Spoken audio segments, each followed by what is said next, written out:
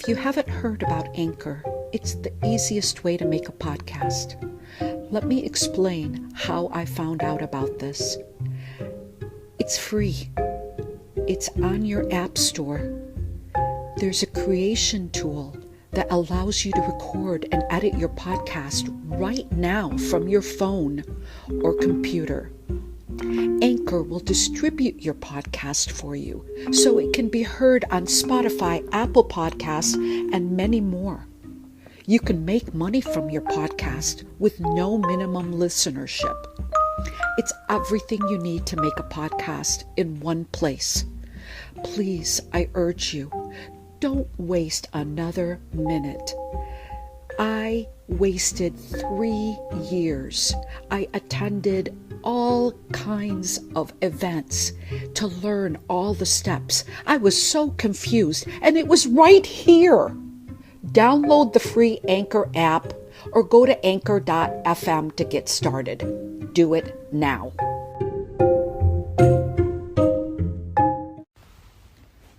Happy Easter Sunday. For the Heart and Home podcast, I'm Sabah Fakhoury. I hope and I pray that this episode finds you at peace on this glorious day. I love all holidays, whether they're of my faith or others. Growing up Muslim in a multi-religious community in the Arab world, you learn to respect each other's faiths. After all, the region is the birthplace of the 3 monotheistic religions, Judaism, Christianity, and Islam. As a young girl, I spent a summer at a Catholic convent and school in the hills of Beirut, Lebanon. That summer, I learned French and even attended church services. Today, my nephew Amir made the decision last year at the age of 10 to attend a local private Catholic school. It was during the time of lockdown when COVID forced public schools to move to online learning, but Amir decided he wanted to learn and decided to go to a local private Catholic school. So now, just like myself, my nephew Amir is learning about other religions alongside with his Arabic and Islamic studies with a private home tutor. Learning about other faiths always allows us to grow. After all, they are all messages from God, given to us through prophets during different times. They teach us the basics of how we should conduct our life, how to treat others, and what God expects of us. What I love about living in the United States is the freedom to think, the freedom to explore, the freedom to speak, the freedom to travel freely throughout our great nation. I don't take those freedoms for granted because I know and understand that others are still fighting in their country to express themselves, to publish what they want, to have the right to representation in government, to have the right to govern themselves. Heck, some of them couldn't even drive until a few years ago in Saudi Arabia. And of course, many are being jailed for many things that we have the right to do. Independence is something our forefathers sought from Britain when they founded the United States in 1776. They drew up proclamations and created laws, which are still being amended to this day. Within our country, we have grown to be a nation of many faiths and cultures. We are enriched by our neighbors of different faiths and cultures.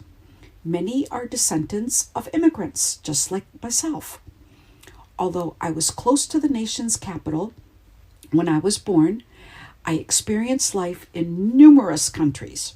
As a child, I lived in Kuwait for 7 years, and I traveled throughout the Arab world and Europe before my family returned to America when I was 10. When I became an adult, I continued my nomadic lifestyle of living and lived in 6 different cities. More on that in my autobiography. Travel opens your eyes to different ways of life. It also allows you to reflect back on how you were raised, so you have a measure to compare life in other families, cultures, and regions of the world. The same could be said even when you go to work. Like when you work at one company, you can compare the culture there to other places where you work. And as you move throughout your career, you're going to find that certain places allow you to have the freedom to be able to create, and they empower you, and some not. I also had the experience of growing up in a blended religious family. I'm not sure if everyone had the same experience. That's a big subject to tackle, and I hope to talk more about that in a later episode of Heart and Home. Religion for many is also a sensitive area where not everyone is interested in the topic. And for those who are non-believers, I hope you remain open and despite having made the decision to be agnostic. After all, we are all given free will to decide what works best for our life. But today, on Easter Sunday, it's a day of about resurrection. It's a day of rebirth. It's a day where you hear, He has risen, that He is Jesus. As a Muslim, the Quran teaches us about the Virgin Mary, the miracle of the birth of Jesus, and that He is a prophet of God. In Christianity, He's referred to as the Son of God, and some worship Jesus as God. Without getting too deep into the politics of religion and the history of the splintering of different faiths, I hope to talk about what unites us. Each of us are given the chance to live our life as we choose. We're taught rules and have to abide by the laws of our country. And how we follow those rules and laws is another story. Whether you attend church or not, frequent a mosque or a synagogue, we are all human beings with a heart and mind. We choose what to feel and think. These are based on our upbringing, our education, and our life experiences. I hope you have the opportunity to experience your life to the fullest, whether it's exploring the world, raising a family, or finding new inventions. Your life matters. It's a concept that is taught in religion as well as in personal development. You can choose to marry your faith with growing your mind or following positive philosophies or methods taught in Eastern cultures like what Deepak Chopra or Gandhi and other thought leaders. There's a lot available to us if we are curious. Now, our paths may cross with others. They may be in our life for a while, then we move on, or they do. And we learn from that. Actually, I was on a call yesterday or the day before with a philosopher in France. And there was a question posed to him that I thought was so interesting when they were talking about the ego. And the one person asked him, well, what about children? And you know what his response was? Learn from them.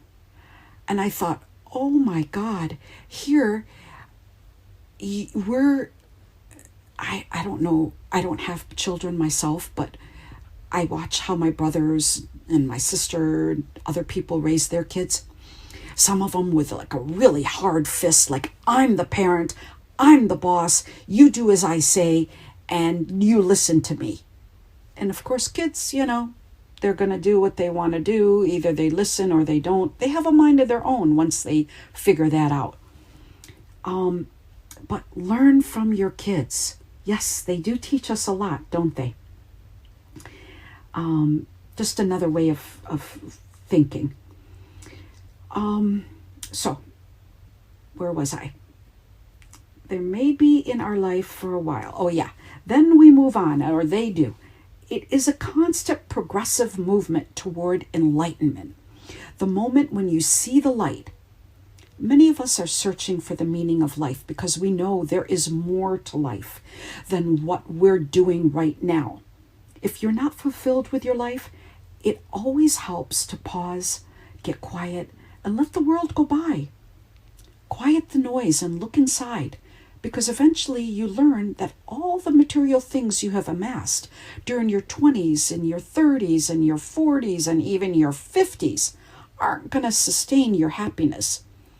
There are temporary moments of joy, thinking you needed a new designer purse, that fancy car, a bigger house, toys like boats and motorcycles. Well, you know what I mean. And if you have kids, you know that every day they want something new. One day you could spend $500 for something, and the next day they want another item that's $300. It's like, when is enough? I remember when I was a kid and I wanted so many things, and my parents said the same thing. You know, when is enough? I mean, how many things do you need? I can remember when I was a kid shoveling with a broom all of our toys off of the floor because they were just everywhere. And I didn't know how to clean my room. So instead of putting them away neatly, I would just take the broom, push everything all out, and then take one by one and try to figure out what to do with them. Growing up, you wish for things you don't have. When you're older, you wish you spent your money on experiences instead of those things. You think about the time you wasted chasing the wrong dreams, misplacing your priorities on material possessions instead of people in your life. Today, just like any day, is a good time to look at your life. You have the power to change it if you want. So many think they're stuck in their situation, but with the change of their mind, they can get unstuck by refusing to accept where they are. We'll talk more about making decisions in later episodes, but for today, think about what makes you happy and do them. For me, oh my goodness, I have a list of things. It's just simple things, like washing my face. Oh yeah, and washing my hair too. Washing my face with my favorite cleanser, giving myself a facial, taking a warm shower with my favorite shower gel, going for a walk. Oh, when you feel that and smell that fresh air. Opening a window. Oh yes, exploring my neighborhood, catching up with neighbors and friends, doing a little retail therapy, hitting the open road with some place to go, meeting someone for lunch, getting a phone call for someone you haven't spoken to in a while, or curling up with a good book, listening to an audiobook, studying, learning, and growing. Oh yes, and writing too. That's why I love my life. I live it too. Because I can transport myself through a book, through a podcast. Right now, oh my God, I'm loving Renegade. It's with Bruce Springsteen and former President Obama. It is, I mean, talk about transporting you. They talk about their life. They talk about subjects. It's so good. I liked Michelle Obama's podcast as well, but right now it's in hiatus. But there are so many out there. You can learn. You can take it with you. You can listen to it in your earbuds. You could take it with you in the car. You could just sit home and relax. I love listening to podcasts. Did I mention I love flowers and gardening? Yesterday, I planted bright yellow pansies near the side and the front door to brighten up my yard with my flowering yellow daffodils. Spring is a time of renewal, and I hope you find something to renew yourself.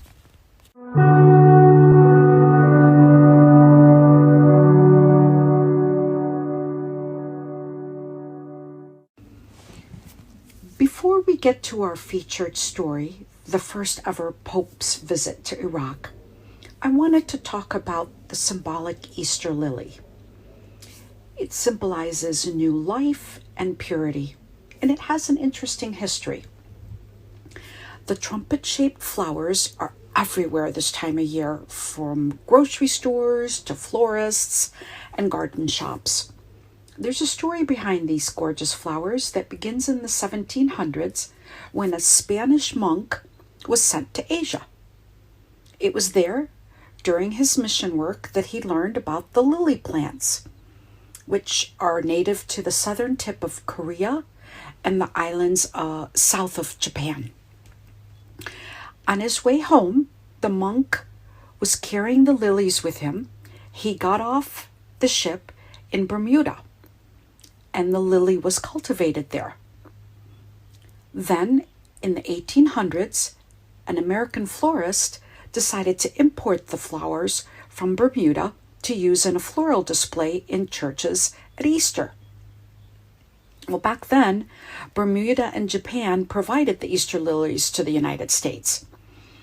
And the lily flowers became popular to decorate the altar in the sanctuary, we are told, by a Jesuit priest from Catholic Studies at Vanderbilt Divinity School.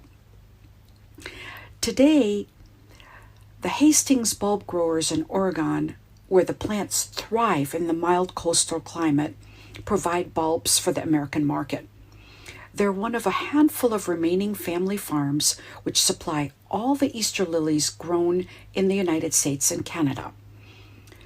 Now, these flowers, their scientific name is known as Lilium longiforum. They're traditionally white, but there are other lily colors. They have red, orange, and yellow. But the white lilies are the traditionally used for Easter. Now, some have a scent and some don't. So not everybody can actually like that scent. I personally love them because they have a nice fragrance in the air. But there are many that have no scent, and that's what mostly is what we get during Easter time.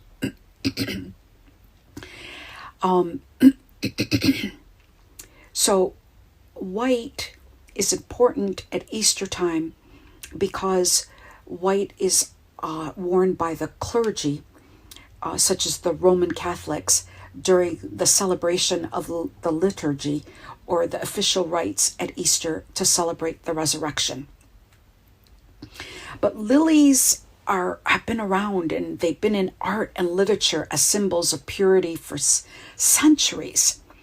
According to the Getty Museum, the white lily represented chastity in Renaissance manuscripts. And artists as early as the 1400s depicted lilies alongside the Virgin Mary. Paintings showing the Annunciation often include the angel Gabriel holding a sheaf of lilies. In the Bible, Jesus is quoted as saying, "Consider the lilies, how they grow. They toil not, they spin not. And yet I say unto you that Solomon in all his glory was not arrayed like one of these." Luke 12:27. But when the lilies are mentioned in the Bible, they're not these same Easter lilies that we have today. It's lily of the valley, which is much different. If you live in a zone 7 or warmer, you can plant your Easter lily outside after it blooms. And you have a good chance of them coming back for maybe several years. It may even make new little babies too. Generally, it will flower the next year in late spring or summer, which is the normal bloom time, not Easter. They're forced bloomed by growers so that they can bloom for Easter. If you live in a colder climate, like I do, there's no harm in trying to plant the lilies in your garden, but you won't have much luck because they don't like extreme cold. I remember buying a lot of lily plants on sale at my local florist.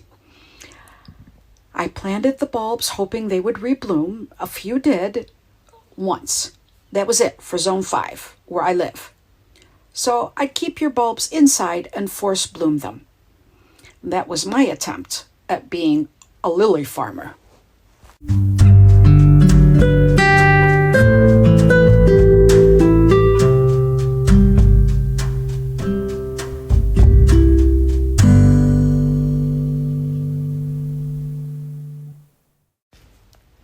And now for our final feature on Pope Francis's Mosul moment. There has never been a papal trip quite like Pope Francis's visit to Iraq last month. The first ever 4-day papal visit to Iraq, which is featured in the Old Testament, was intended to reassure the Christian minority living in Iraq who have been violently persecuted by the Islamic State. For those who have covered popes and joined papal voyages around the world, they'll tell you their itineraries always include picture-perfect stops. But no other previous picture-perfect image stirred more emotion and inspiration than Pope Francis among the ruins of a city once controlled by the Islamic State, wrote Javier Martinez Brocal in the Wall Street Journal on March 18, 2021. Mr. Martinez Brocal is the director of Rome Reports, a TV news agency that specializes in coverage of the Vatican. He was with the Pope on his visit to Iraq. He writes that the emotional pinnacle of the trip in early March 2021 came during a stop at the Hush al-Biya, or Church Square, which contains the ruins of 4 Christian churches destroyed by ISIS. One was converted into a prison during the ISIS rule, which also damaged most of the mosques in the area. Javier Martinez Brocal provides a bit of context by sharing with his readers where residents of Mosul suffered greatly during the American invasion of Iraq, which was in the 1990s. He didn't mention that, and I happened to be at USA Today when that happened, and the subsequent civil wars. But nothing came close to the brutal ISIS, he said, which occupied Iraq's second city from 2014 to 2017. The militants were eventually routed out after a bloody military campaign that flattened the city and left thousands of civilians and soldiers dead. It is estimated that during the years of ISIS rule, at least 500,000 people fled Mosul, among them 120,000 Christians. Pope Francis's visit was to recognize and honor the victims of countless tragedies. The Pope offered a brief prayer for the group's victims and the terrorists themselves, concluding, quote, "May they repent, touched by the power of your mercy. Eternal rest grant unto them, O Lord, and let perpetual light shine upon them." End quote. At Church Square, he also spoke to a group of Muslims and Christians working together to restore the 12th century Al-Nuri Mosque in Mosul's Old City, as well as 2 nearby churches, Al-Tahira and Al-Sa'ad.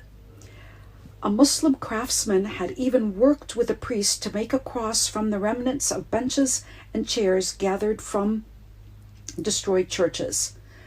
The cross symbolized the plight of Christians, such as an Iraqi woman named Doha, who told the Pope she was working to forgive the terrorists who murdered her son.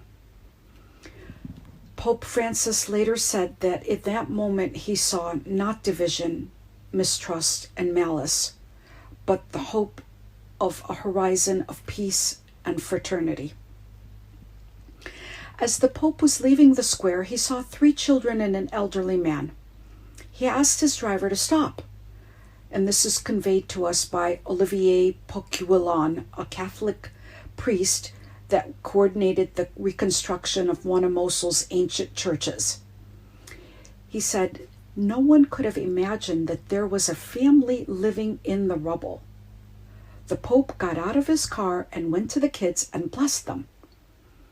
When he left, the Catholic priest asked the kids, 'Do you know who that was?' And they said, 'No, we don't.' And so the priest told a Muslim friend that accompanied them, 'He is a man of God. God came to your place.'" Pope Francis, 84, also met with Iraq's leading Shia cleric, Grand Ayatollah Ali al-Sistani, who is 90, in Najaf, Iraq. That's also a very holy site for Muslims, where he denounced extremism in the country and pushed for peace. Now here's what they said. Quote, "We believers cannot be silent when terrorism abuses religion," quote, end quote, the Pope said. Quote, "Dark clouds of terrorism, war, and violence have gathered over this country. All its ethnic and religious communities have suffered," end quote. He went on, quote, "From this place where faith was born, from the land of our father Abraham, let us affirm that God is merciful and that the greatest blasphemy is to profane his name by hating our brothers and sisters," Pope Francis said. He went on to say, "Hostility, extremism, and violence are not born of a religious heart. They are betrayals of religion," end quote.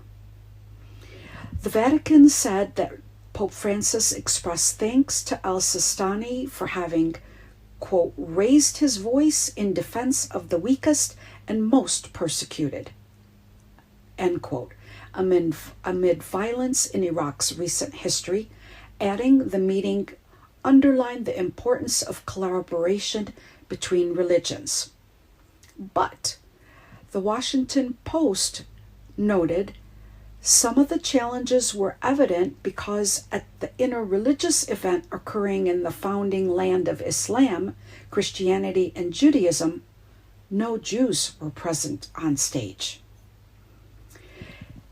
His Holiness also visited the archaeological area of Sumerian city-state Ur, revered as the birthplace of Abraham, the prophet common to Muslims, Christians, and Jews. On the papal plane home, Elisabetta Peak, an Argentine journalist and papal biographer who has known the Pope for decades, said, quote, "I have accompanied Pope Francis in other places marked by tragedies and misery, but I am sure that he'd never seen anything like Mosul and that he must have been in shock," end quote. On the flight home, the Pope said, quote, "I was speechless. Our human cruelty is unbelievable," end quote.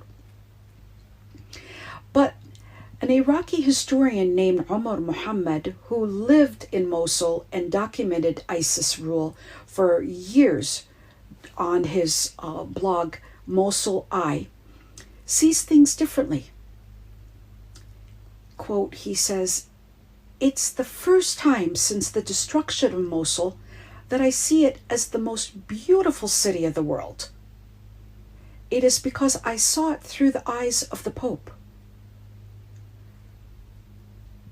end quote. Well, no matter how powerful the visit, the Pope won't change Iraq's long history of war and violence in a few days. But it meant something to this blogger, Omar Muhammad, and the Muslim majority nation. That is, the only way to live in peace with yourself is to tolerate the other, Muhammad said. It is time for us to understand that the other is not a threat, that sectarianism will lead us to destruction and violence. I look at the differences as beautiful image, not a threat to me.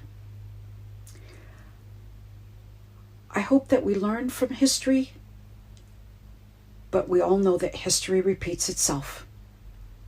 And I want to add just one note that during a time of war, especially in Syria, many antiquities have been pillaged and damaged in the past 10 years. Will we ever learn? Time will tell. For the Heart and Home podcast, I'm your host, Sabah Fakhoury, bidding you peace, good day, and have a beautiful week. I'll talk to you soon. Pope Francis led his Easter Mass in a virtually empty St. Peter's Basilica in an event scaled down by COVID-19 restrictions. Here's a brief excerpt from Sky News. Patris et Filii et Spiritus Sancto, descendat super vos et semper. Amen.